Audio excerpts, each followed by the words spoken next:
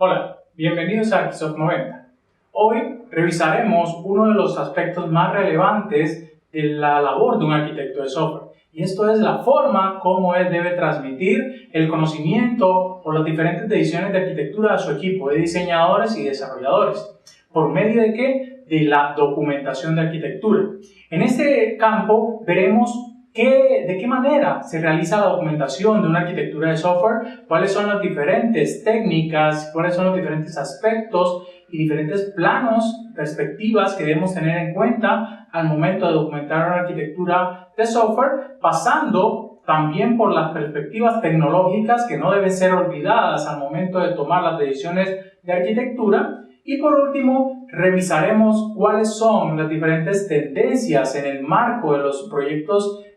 ágiles y en el agilismo para poder documentar y transferir conocimiento en arquitectura de software. Bienvenidos a Xsoft 90.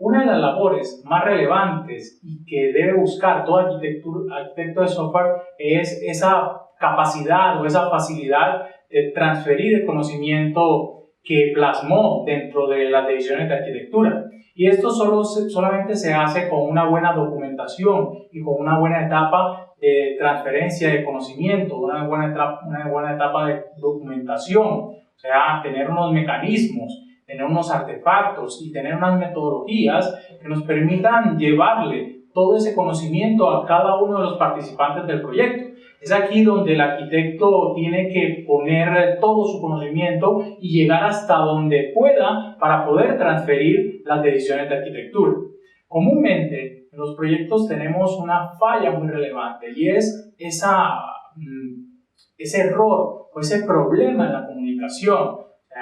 Y más, cuando hablamos de arquitectura de software, cuando hablamos de diseño de software, estamos en un medio en el cual hay diferentes formas de hacerlo. Hay diferentes lenguajes, no hay una estandarización en cuanto a la forma de cómo vamos a pasar esas definiciones o esas decisiones de arquitectura. Ejemplo, si nosotros empezamos a hablar con un arquitecto de software en una empresa que esté empezando, que no tenga muchos estándares o muchos lineamientos para lo que es modelamiento del diseño, nos podemos dar cuenta que ellos, al momento de transferir el conocimiento de arquitectura, hacen una reunión con un equipo de trabajo, simplemente dibujan cuadros, cajas y líneas sin tener en cuenta cuál es el significado, cuál es el entendimiento que puede tener cada uno de los stakeholders o de los participantes en el proyecto. Y llegamos a situaciones en las cuales los participantes, los desarrolladores, los diseñadores, los testers se sienten aburridos, se sienten perdidos acerca de las cosas que definió el arquitecto y se termina por cometer el error principal de una arquitectura de software, y es que al momento de llevarla a la práctica los desarrolladores no tuvieron en cuenta o no recibieron una transferencia de conocimiento tal que ellos pudieran fácilmente implementar esa arquitectura de software y terminan tomando ellos las decisiones como quieren. Entonces es muy importante que al momento de definir una forma de documentar, una forma de transferir la arquitectura de software, tengamos en cuenta la problemática que existe en la comunicación, en la ingeniería de software en general. Hay muchas fases de la ingeniería de software que ya tienen solventada esta problemática, pero en diseño de software todavía tenemos muchos huecos que llenar. Típicamente podemos encontrarnos problemas dentro del diseño de software, dentro de la documentación de arquitectura, como por ejemplo, ¿hasta dónde llegamos? ¿A qué nivel de detalle llegamos? Se conoce o se sabe que la arquitectura de software la llaman diseño de alto nivel, pero eso no quiere decir que solamente debamos llegar a una documentación en la cual se plasman elementos o artefactos abstractos y simplemente no se llega a un detalle que sea fácil de consumir o de entender por los diferentes participantes, sean diseñadores o sean desarrolladores. La otra problemática es cuál es la notación que vamos a utilizar. Y hay muchas notaciones, UML, ADLs, ADDLs, catálisis, hay notación libre. Casi que cada una de las empresas y cada una de las grandes casas o de los grandes proveedores tecnológicos están definiendo elementos o notaciones para poder transferir o documentar un diseño de software. Y eso hace que la forma o los mecanismos para poder llevar estas decisiones a los diferentes stakeholders se vuelvan mucho más complejas. Porque no todos manejamos el mismo conocimiento de la notación, no todos manejamos el mismo entendimiento en la notación, y puede ser que una raya que uno plasme en un artefacto o en un modelo signifique algo diferente para otra persona o para otro participante del proyecto. Entonces es muy importante en la documentación de arquitectura y en la documentación del diseño en general que tengamos una notación única, un lenguaje ubicuo entre los diferentes participantes del proyecto para poder llevar esos modelos de forma rápida.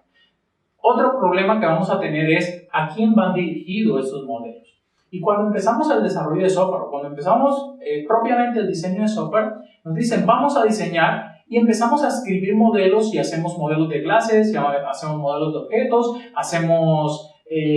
diagramas de entidad-relación sin pensar en qué fase del proyecto estamos y cuáles son los diferentes stakeholders que están participando del proyecto para saber a quién le vamos a documentar, en qué momento vamos a documentar. Entonces, una de las cosas muy importantes durante las metodologías que vamos a ver aquí en Arquisos 90 es que lo primero que tenemos que hacer antes de empezar a documentar y antes de empezar a transferir conocimiento es mirar a quién va dirigida la documentación. Si es un modelo que va hacia alguien de la alta gerencia que no tiene tanto conocimiento técnico, obviamente hay modelos y hay un nivel de detalle en la anotación que debe ir dirigida hacia el negocio y no hacia una parte técnica. Pero si ya estamos en una fase avanzada del proyecto, en la cual los desarrolladores, los diseñadores necesitan documentación para poder empezar a trabajar, debemos pensar que esta documentación debe tener un nivel de detalle mucho más fuerte, debe tener una cantidad de modelos más dirigidos u orientados hacia el desarrollo y el diseño que hacia la parte de negocio, sin olvidar esta parte del negocio. Entonces es muy importante que nosotros unifiquemos esa forma de trabajar y sepamos hacia quién va dirigida cada una de las notaciones o cada uno de los modelos que vamos a hacer. ¿Y qué diagramas debemos hacer? Imagínense, UML en sus últimas versiones tiene 13, 14 o hasta 15 diagramas dependiendo de las diferentes extensiones que queramos implementar, y eso hace que al momento de plasmar un documento de arquitectura de software tengamos que tomar la decisión de cuál es el diagrama o cuáles son esos diagramas que vamos a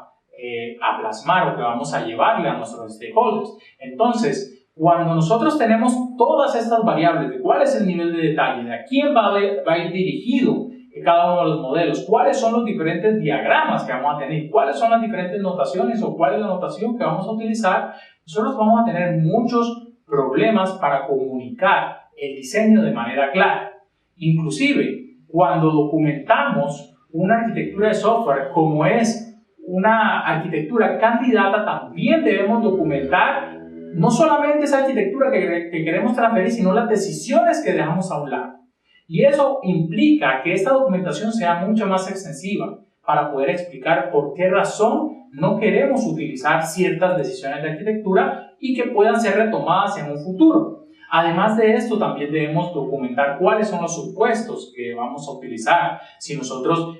suponemos que a futuro no va a extenderse la plataforma, no va a cambiar una tecnología, todos estos supuestos, todas estas tendencias y todos esos elementos que van a guiar o que nos dirigieron para poder tomar decisiones de arquitectura también deben estar plasmadas en la documentación de arquitectura para que sea algo completo y sea fácil de entender y transferir, no solamente para las personas que están en este proyecto, sino para las personas que vienen a hacerle mantenimiento o que necesitan una documentación base para tomar futuras decisiones.